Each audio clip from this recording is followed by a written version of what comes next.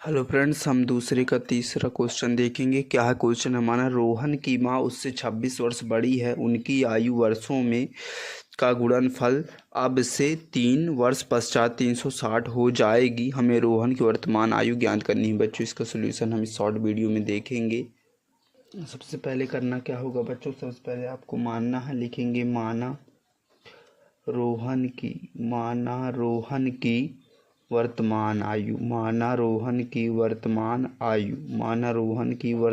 आयु। रोहन की वर्तमान कितनी आयु है तो हम x वर्ष मान लेते हैं। माना रोहन की वर्तमान आयु x वर्ष है। माना रोहन की वर्तमान आयु x वर्ष। और इसी प्रकार रोहन की माँ की भी मान लेंगे। तो रोहन की माँ की वर्तमान आयु लिखेंगे। वर्तमान आयु रोहन की माँ रोहन से कितने वर्ष बड़ी हैं तो 26 वर्ष, यानी उनकी आयु क्या हो जाएगी तो x प्लस 26 वर्ष रोहन की माँ की आयु हो जाएगी, x प्लस 26 वर्ष। और प्रश्नानुसार क्या क्वेश्चन है बच्चों हमारा?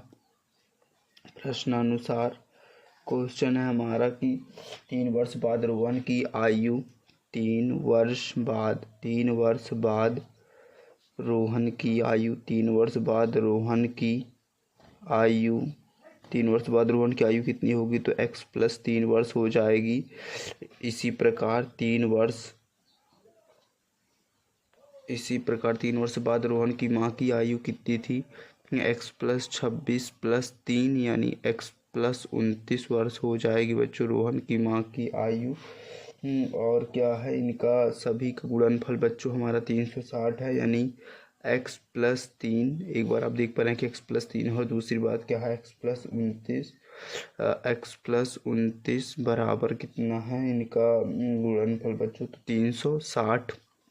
तो x का इस पूरे से गुणा, फिर 3 का इस पूरे से, तो x का गुणा इस तरह करेंगे। x प्लस 29 प्लस इस 3 को लेके बच्चों इस पूरे से गुणा कर देंगे। क्या आएगा? x प्लस 29 बराबर 360। आप देख पा रहे हैं x का गुणा x से होगा x स्क्वायर, प्लस x का गुणा 29 से होगा 29, x प्लस 3 का गुणा x से होगा 3x, प्लस 3 का गुणा 29 से करेंगे बच्चों तो 3 नाम 27 हासिल 2 आ जाएगी। 3 दूनी 6, 6 2 8 बराबर 360। आप इसे सॉल्व कर लेंगे बच्चों। क्या है? एक्स स्क्वायर 29x और 3x मिलके 32x हो जाएगा बच्चों। 32x प्लस 87 बराबर 360। आप देख पा रहे हैं कि प्लस का 360 बराबर किधर आके माइनस का 360 हो जाएगा। माइनस 360 बराबर 0, यानी एक्स स्क्वायर